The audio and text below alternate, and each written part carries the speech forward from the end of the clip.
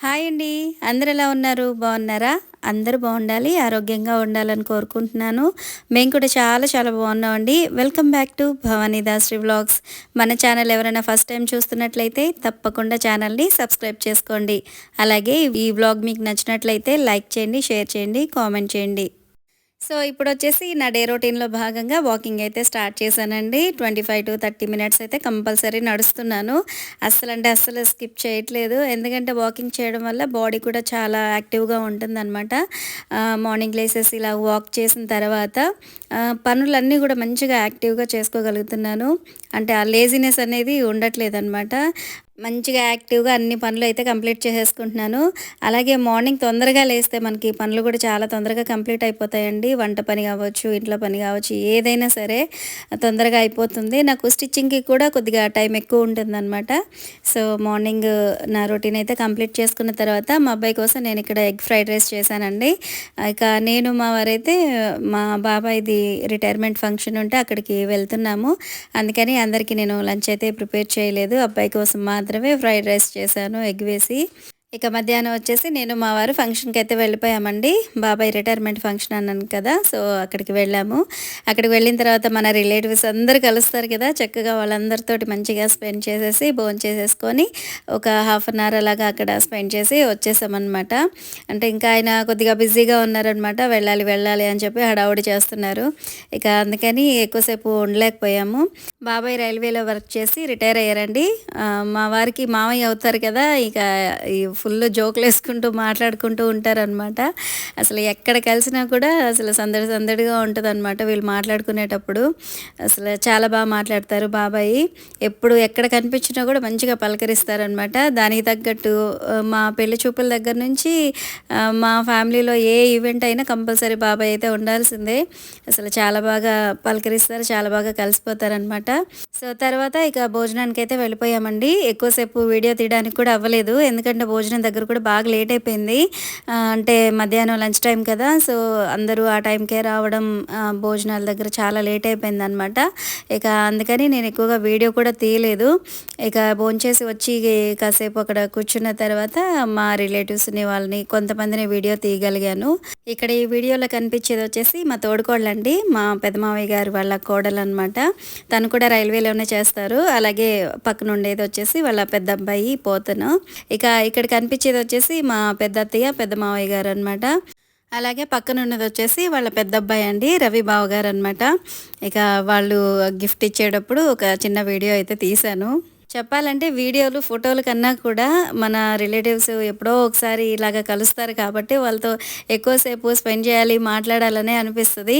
So, almost ఎక్కువగా మాట్లాడడమే సరిపోయిందనమాట. మామయ్య గారు కూడా రైల్వేలో వర్క్ చేసి రిటైర్ అయ్యారండి. అలాగే మా మామయ్య గారు అంటే మా హస్బెండ్ వాళ్ళ నాన్నగారు, మా మామయ్య గారు కూడా రైల్వేలో వర్క్ చేసి రిటైర్ అయ్యారు. సో, మా ఫ్యామిలీలో ఆల్మోస్ట్ రైల్వేలో జాబ్ చేసేవాళ్ళే ఎక్కువ అనమాట. భోంచేసుకున్న తర్వాత నేను మా వారైతే స్టార్ట్ అయిపోయామండి. అంటే ఆయనకి ఆఫీస్ టైం అయిపోతుంది. సో, వెళ్ళాలి, వెళ్ళాలి అని చెప్పి కంగారు పెడుతున్నారనమాట. ఇక అందుకని వచ్చేసాము.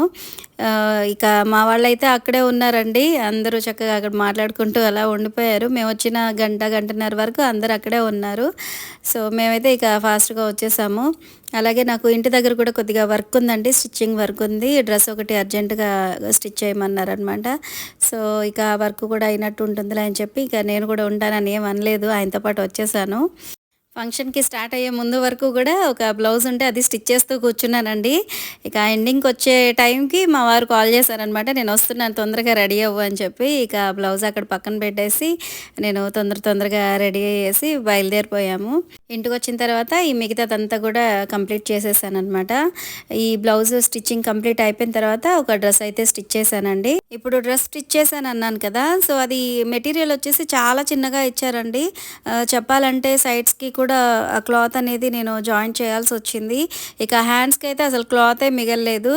ఇక నా దగ్గర ఏమన్నా కట్ చేసిన అంటే ఓల్డ్ డ్రెసెస్ స్టిచ్ చేస్తే క్లాత్ మిగులుతుంది కదా! సో, అలాగా ఏమన్నా ఉంటాయేమో అవి యాడ్ చేసి హ్యాండ్స్ అవి స్టిచ్ చేద్దామని చెప్పి చూసాను. కానీ దానికి మ్యాచ్ అయ్యే క్లాత్ అయితే అసలు ఒకటి కూడా దొరకలేదు.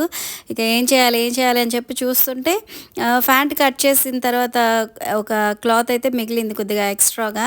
సో, అది ఉంది కదా! సో, దాన్ని యాడ్ చేసేసి స్టిచ్ చేద్దామని చెప్పి దాన్ని హ్యాండ్స్గా కట్ చేసేసాను అనమాట.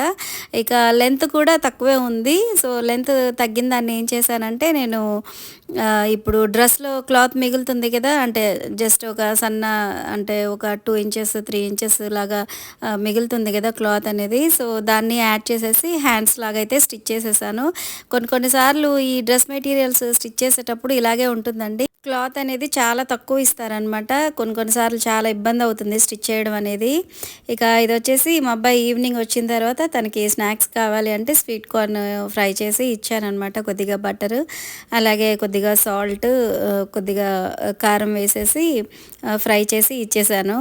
ఇప్పుడు మీరు చూస్తున్న డ్రెస్ వచ్చేసి లాస్ట్ వీక్ నేను స్టిచ్ చేసిన డ్రెస్ అండి. పట్టు శారీని డ్రెస్ లాగా స్టిచ్ చేయమన్నారు.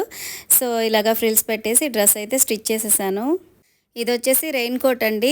వర్షాలు బాగా ఎక్కువ అయిపోయినాయి కదా, సో మా అబ్బాయి రెయిన్ కోట్ కావాలని ఎప్పటి నుంచో అడుగుతూ ఉన్నాడు.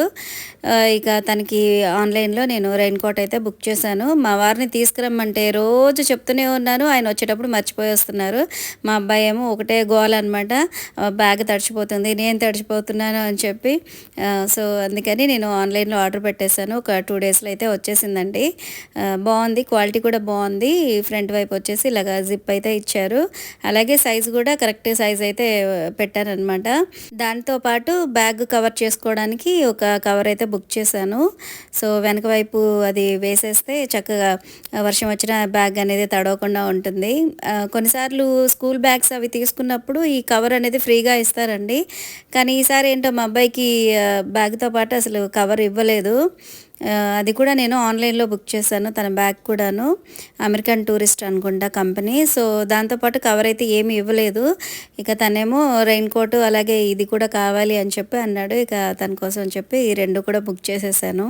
ఫంక్షన్కి వెళ్ళే ముందు కొన్ని ఫొటోస్ దిగాము నేను, మా వారు. అలాగే ఫంక్షన్కి వెళ్ళిన తర్వాత కూడా మా రిలేటివ్స్ని కొన్ని ఫొటోస్ తీశాను. సో అవి కూడా యాడ్ చేసేసాను. ఇక ఈరోజు ఇలా కంప్లీట్ అయిందండి. సో ఇదండి ఈరోజు వ్లాగ్. ఐ హోప్ మీకు నచ్చిందని అనుకుంటున్నాను. సో మీకు నచ్చినట్లయితే తప్పకుండా లైక్ చేయండి, షేర్ చేయండి, కామెంట్ చేయండి, అలాగే సబ్స్క్రైబ్ చేసుకోవడం అస్సలు మర్చిపోవద్దు. మరొక మంచి వ్లాగ్తో మళ్ళీ కలుద్దాం. Thanks for watching.